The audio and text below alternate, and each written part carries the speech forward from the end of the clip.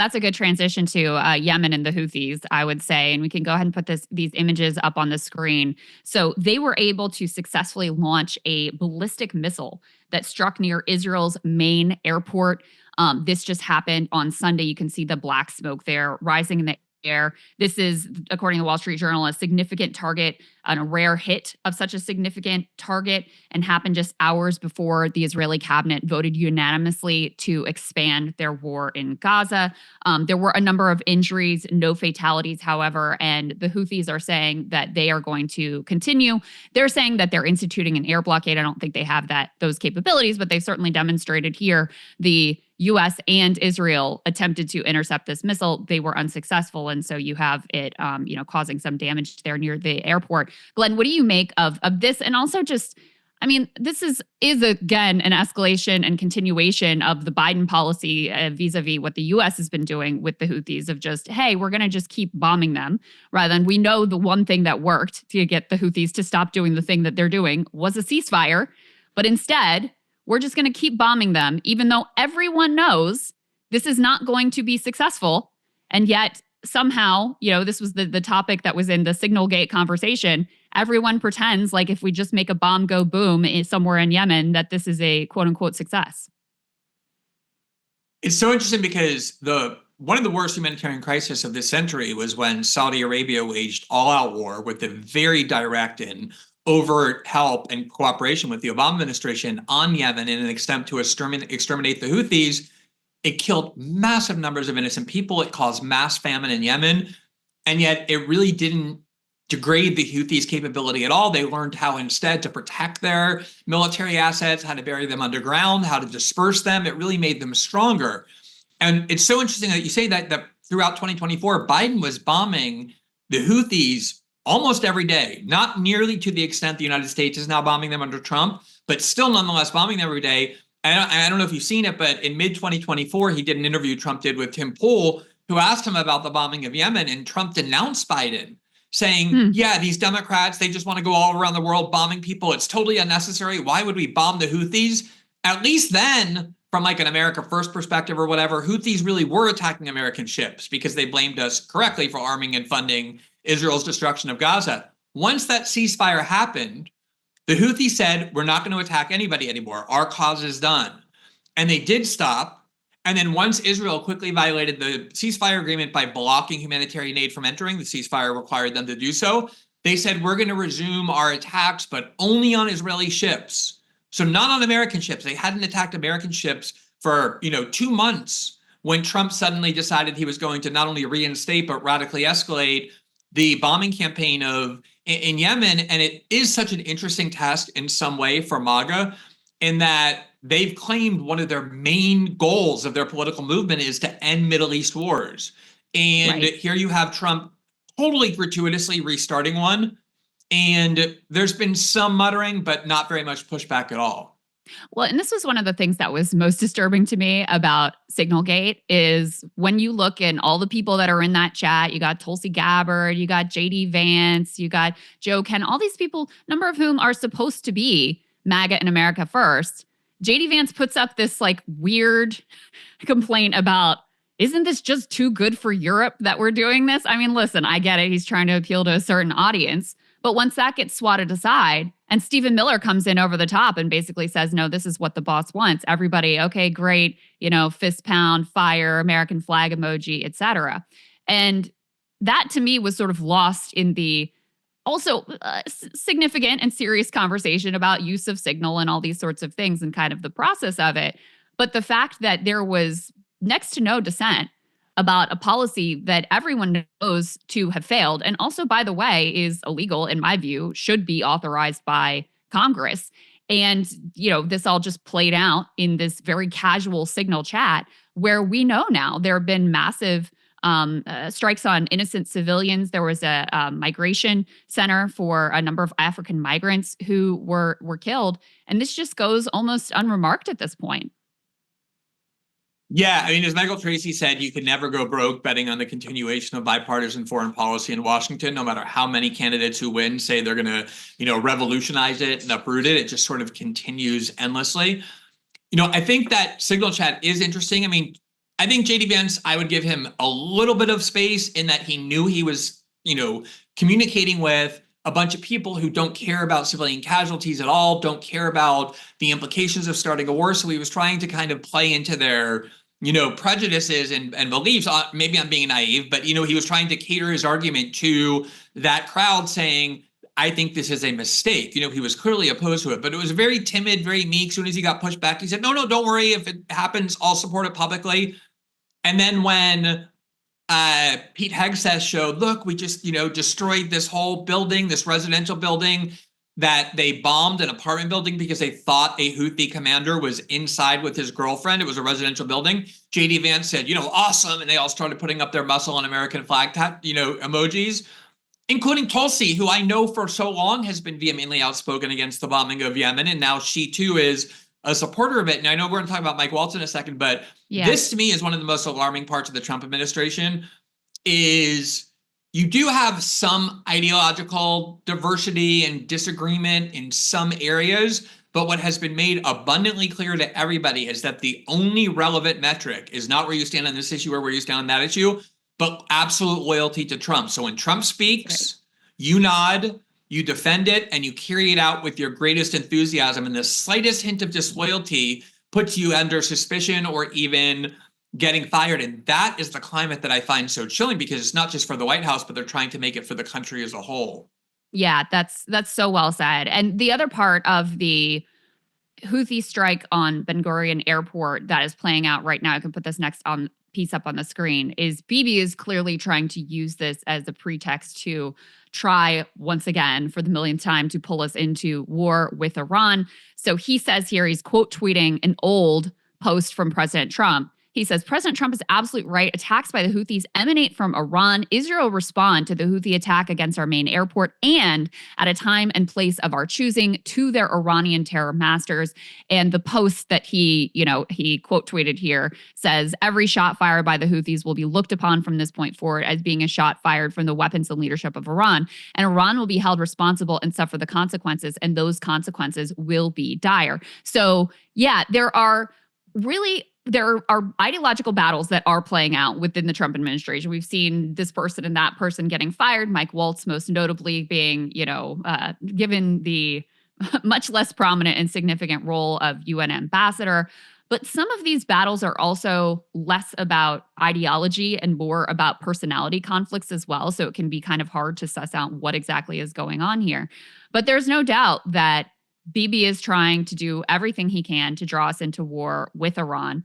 President Trump so far has been interested in negotiating with Iran. I think that's one area of this administration that I can say, that's to his credit. And I hope he continues in that direction. But it's not like I have a lot of confidence that we're going to have the patience to wait out what will undoubtedly be difficult diplomatic maneuvers here. Yeah. I think there's a clear split inside MAGA that is very genuine. You've seen some very prominent MAGA voices or influencers that Trump cares about, I guess you could say, including Tucker Carlson and Charlie Kirk and Steve Bannon, who are essentially on a public and private crusade to make sure that Trump doesn't get pressured by Israel into going and attacking Iran. And JD Vance is part of that. Donald Trump Jr. is part of that. Make of these people what you will, make of their motives what you will. The reality is that they have been on a very overt, coordinated campaign to try and persuade Trump that this will destroy his legacy and destroy his presidency. And then you have this other camp, of course, that Mike Waltz was in, that Marco Rubio, though, is still in. Before we make too much of Mike Waltz's firing, his replacement is Marco Rubio. Right. Tom Cotton, Lindsey Graham, that whole crowd, along with, of course, the Israelis. Now, I do think, I'll just tell you an interesting story. I debated Alan Dershowitz about 7 months ago in New York. Mm-hmm. And the proposition was something like the U.S. should bomb Iran's nuclear facilities. And I knew he was going to come and say, I knew he was going to come and say, of course, because he's Alan Dershowitz and he's an Israel supporter, Iran is like 6.5 seconds away from having a nuclear weapon. So I wanted to come and show how long those same exact warnings have been emanating from Israel supporters. And it actually shocked me. You go back to like the late 90s throughout. I mean, it's been like 25 years that Netanyahu and his loyalists inside the United States have been trying to lure the United States into a war with Iran by saying over and over, remember that chart, that primitive cartoon that Netanyahu brought to the UN of the ticking time bomb? They are desperate and have been desperate to get the United States to go and destroy. This is not about destroying the nuclear installations. They want to change the regime and reinstall the Shah of Iran's son. And I do think there's a part of Trump instinctively that would like his legacy to be like, I ended wars, I was the peacemaker. I think some of the bellicosity, we saw exactly the same thing from Pete Hegseth this weekend, where he basically said exactly what Netanyahu said. Iran, be on notice. We're going to pick a time and place of our choosing to make you pay for arming the Houthis. Hopefully that instinct that I really do believe is real in Trump, with conflicting instincts, will be able to be kind of manipulated. The problem is, as you know, Krystal, they withdrew from the Iran deal. And so any new deal has to be significantly stronger than the Iran deal for Trump to justify why he pulled out. But that's very hard because the Iranians negotiated to their fullest extent and got to the own point where they wouldn't go any further. And the question is, how do you get in some middle ground where you're not going to war, but getting an Iran deal that isn't the Obama deal? Yeah, I mean, I think they could probably get away, honestly, with just basically having the Obama deal, but with some face-saving bullshit that Trump could point to. Like, I don't think it would, right. I don't know. Just I'm hoping symbolic. that it wouldn't have to be, that different, that they could just be like, oh, and look, we crafted this gold Trump statue, and he'll be like, look, this is so much better than the other deal that Obama did, or something of that nature. I do want to quickly get to the Mike Waltz thing. This is extraordinary. It's a report from the Washington Post that Trump got pissed off at him. And this is also encouraging, by the way, because he was seen as having acted too much in coordination with Bibi, and it was just too overt that he was trying to push Israeli interests over U.S. interests. Headline here is Inside Waltz's Ouster before Signalgate talks with Israel angered Trump. And to your point, I was like, good that Mike Waltz is out. Now we have Marco Rubio in. That's not really an improvement. And put the next one up on the screen. They're talking about Stephen Miller being the potential replacement for Mike Waltz. And Miller's the guy who in the Signalgate chat is ultimately sort of the decider and seemed to be the one who was representing the position of the boss.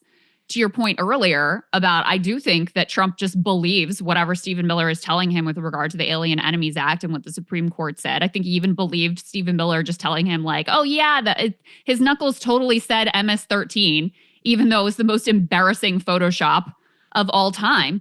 So in some ways, Stephen Miller already occupies this position of extraordinary power. But he is an extremist. He has been aggressive about wanting to deport anyone who's pro-Palestine. He, like I said, was the one who came in and said, yes, let's bomb Yemen. Let's go forward. We're good with this. This is what the boss wants, et cetera. So it certainly doesn't give me any comfort that it would be potentially Stephen Miller occupying this post if they don't just keep it with Rubio indefinitely. Yeah, I read the Washington Post over the weekend where it basically said that Trump advisors were telling the media that Waltz had stopped serving or working for the president of his country and began working for the president of another country, which isn't quite technically treason, but it has the very core spirit of being that. Yeah, I remember it's quite traitorous at the very least.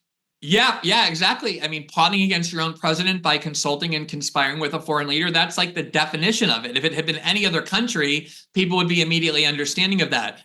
But I also thought like, anyone who reads that Washington Post in Washington was thinking, wow, but for the grace of God go I, because when is the last time that was punished, conspiring with Israel to advance and prioritize its interest over American interests? But again, I found this encouraging too, Krystal, even though Marco Rubio is his replacement, even though Stephen Miller and a bunch of other radical, zealous defenders of Israel are very much lurking in high positions of power.